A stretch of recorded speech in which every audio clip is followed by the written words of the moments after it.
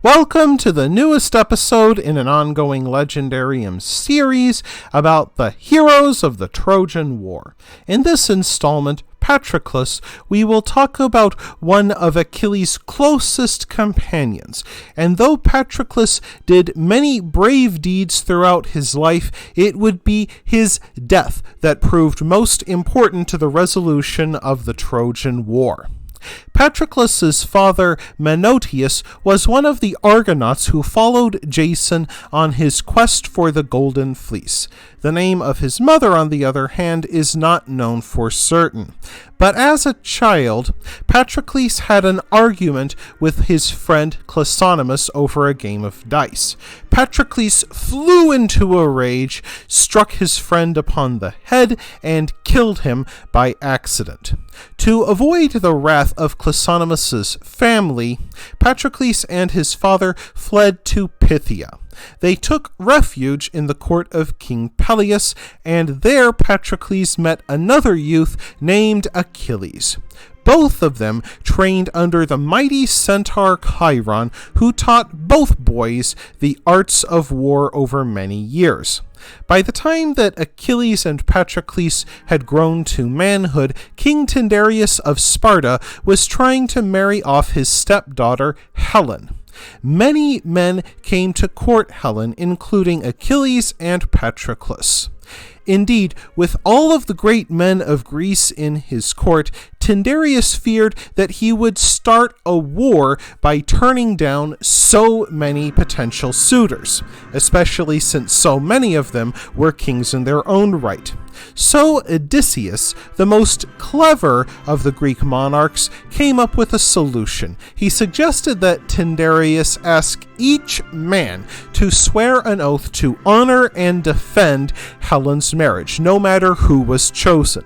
And since all of the suitors hoped that they would be the one to marry Helen, they happily took the oath. In the end, of course, Helen married Menelaus, the king of Sparta and younger brother of Agamemnon, the paramount king of all Greece. And because of the oath of Tyndareus, when Prince Paris of Troy absconded with Helen, all of the kings of Greece were obliged to follow Menelaus and his elder brother Agamemnon in a war against Troy that lasted for 10 years. During this conflict, Patroclus served with courage and distinction. Yet his greatest moment came when Achilles got into an argument with King Agamemnon. Agamemnon, out of jealousy and spite, had taken Achilles' prized slave girl, Briseis, from him. Achilles then had a temper tantrum, stomped into his tent, and refused to fight any further. Prince Hector of Troy, the elder brother of Paris, saw an opportunity with Achilles refusing to fight, and he led a ferocious counterattack that threatened to overwhelm the Greek ships moored on the coast. Zeus, the king of the gods, was a supporter of the Greeks, and he decided to use this to get Achilles out of that tent. Indeed, Zeus kept Hector alive, saving him from a Greek archer, while Patroclus went to Achilles' tent. Patroclus asked Achilles if he could wear his armor, and Achilles agreed because Hector had started burning the Greek ships, and Achilles feared that he would lose his ride home. By putting on Achilles' armor, Patroclus convinced the Greeks that the great champion had returned and that victory was possible again.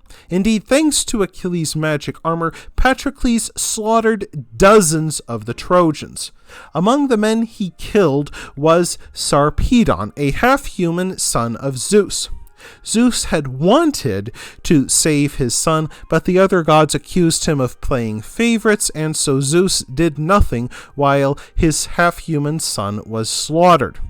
Yet Patroclus got the attention of more than just the gods. He got the attention of Hector, who sought out Patroclus, believing him to be Achilles, and killed him. Indeed, Hector had some help from Apollo the sun god, who stunned Patroclus while Hector finished him off.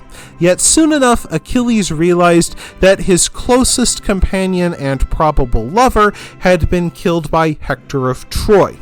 Consumed with a desire for vengeance and determined to punish Hector, Achilles put on his armor once more, sought out Hector of Troy, and slaughtered him. And this event played a major role in resolving the Trojan War.